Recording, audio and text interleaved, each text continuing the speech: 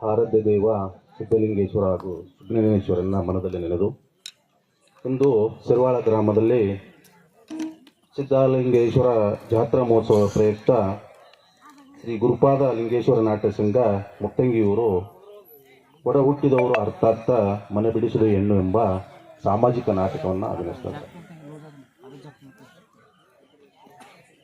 ಈ ಒಂದು ವೇದಿಕೆ ಮೇಲೆ ಆಸೀನರಾಗಿರುವ ಊರಿನ ಹಿರಿಯರು ಹಾಗೂ ಗಣ್ಯರಾದ ಶಿವಪತ್ರಗೌಡ ಗಣಿಯವರೇ, ಅದೇ ರೀತಿಯಾಗಿ ರಾಜು ಕುಲಕರ್ಣಿಯವರೇ, ಅದೇ ರೀತಿಯಾಗಿ ತಾಲೂಕು ಪಂಚಾಯತಿ ಮಾಜಿ ಸದಸ್ಯರಾದ ಸಾಯಿಬಣ್ಣ ಚಿರನತ್ತಿಯವರೇ ಹಾಗೂ ಚಂದ್ರಕಾಂತ್ ಕುಲಕರ್ಣಿಯವರೇ ಹಾಗೂ ಗ್ರಾಮ ಪಂಚಾಯತಿ ಸದಸ್ಯರಾದ ಮಾದೇವಪ್ಪ ಯಳವಾರವರೇ, ವೆಂಕಟೇಶ್ ಪೂಜಾರಿ ಅವರೇ, ಗುರ್ಲಿಂಗಪ್ಪ ಗೌಡರವರೇ, ಚೇತು ಹಮೇಗುಂದಿಯವರೇ ಹಾಗೂ ಮಲ್ಲು ಬಳ್ಳಾರಿಯವರೇ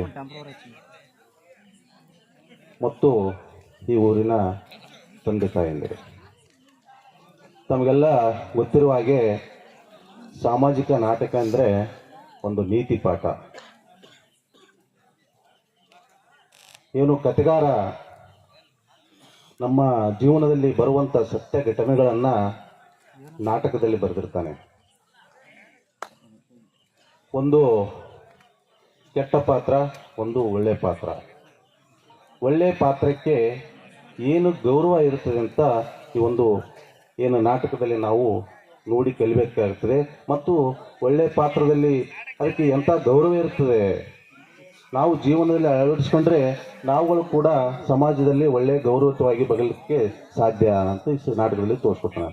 ಅದೇ ರೀತಿಯಾಗಿ ಕೆಟ್ಟ ಪಾತ್ರ ಕೂಡ ಏನು ಶಿಕ್ಷೆ ಎಂಬುದು ಕೂಡ ಏನು ಕಥೆಗಾರ ತೋರಿಸ್ಕೊಡ್ತಾನೆ. ಒಂದು ಉದಾಹರಣೆ ಅಂದರೆ ಹಂಸ ಪಕ್ಷಿ. ನಾವು ನೀರು ಮತ್ತು ಹಾಲನ್ನು ಕೂಡಿಸಿಟ್ಟಾಗ ಹಂಸ ಪಕ್ಷಿ ಕೇವಲ ಹಾಲನ್ನು ಮಾತ್ರ ಇರ್ತದೆ, ನೀರನ್ನು ಮಾತ್ರ ಬಿಡ್ತದೆ. ಯಾಕಂದರೆ ಒಳ್ಳೆಯದು ಮಾತ್ರ ನಾವು ಈ ಒಂದು ನಾಟಕದಲ್ಲಿ ಗ್ರಹಿಸಬೇಕು ಮತ್ತು ನಮ್ಮ ಜೀವನದಲ್ಲಿ ಅಳವಡಿಸಬೇಕು. ಅಂದಾಗ ಮಾತ್ರ ನಾವು ಸಮಾಜದಲ್ಲಿ ಒಳ್ಳೆಯ ನಾಗರಿಕರಾಗಿ ಬದುಕಲಿಕ್ಕೆ ಸಾಧ್ಯ ಅಂತ ಈ ಸಂದರ್ಭದಲ್ಲಿ ಹೇಳಬಯಸ್ತೇನೆ.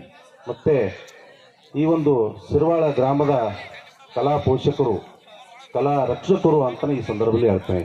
ಯಾಕಂದರೆ ನಾವು ಕೂಡ ಸುಮಾರು, ನಾನು ಈ ಸಂದರ್ಭದಲ್ಲಿ ನನ್ನ ಆತ್ಮೀಯ ಬಸಗೌಡಗೂ ಕೂಡ ನೆನೆಸ್ತೇನೆ, ಸುಮಾರು 25-30 ನಾಟಕಗಳನ್ನು ಆಡಿಸಿದ್ದೀವಿ. ಯಾರೂ ಕೈ ಬಿಟ್ಟಿಲ್ಲ, ಎಲ್ಲರೂ ಪ್ರೋತ್ಸಾಹ ಮಾಡಿದ್ರಿ. ಅದೇ ರೀತಿಯಾಗಿ ಈಗೇನು ಗುರು ಮಾಲಕರೇನು ಬಂದಿದ್ದಾರೆ, ಅವರು ಒಂದು ಸಹಾಯರ್ಥ ಅವರು ನಾಟಕನ ಅಭಿನಯಿಸ್ತಿದ್ದಾರೆ ಸಿರ್ವಾಳದಲ್ಲಿ. ತಾವೆಲ್ಲರೂ ತನು ಮನ ಧನದಿಂದ ಅವರಿಗೆ ಸಹಾಯ ಮಾಡೋಣ, ಮತ್ತು ಅವರ ಕಲೆ ಜೀವಂತವಾಗಿಡೋಣ. ಇವತ್ತು ಟಿ ವಿ ಮತ್ತು ಸಿನಿಮಾ ಒಂದು ಕಾಲಘಟ್ಟದಲ್ಲಿ ಒಂದು ಕಲೆಯನ್ನು ಉಳಿಸ್ಕೊಂಡು ಹೋಗಿದ್ದಾರೆ ಅಂದರೆ ಅವರಿಗೆ ತುಂಬ ದೊಡ್ಡ ಧನ್ಯವಾದನ ತಿಳಿಸ್ತೀನಿ ಗುರುವರು ನಿಮಗೆ. ಅವರು ಬರೀ ಸರ್ಕಾರದಿಂದ ಒಂದು ಅನುದಾನದಲ್ಲಿ ಸಾಕಾಗಲ್ಲ ಅವರು ನಾಟಕ ಮಾಡೋಕ್ಕೆ, ಆದರೂ ಆ ಕಲೆಯನ್ನು ಜೀವಂತ ಇಟ್ಟಿದ್ದಾರೆ.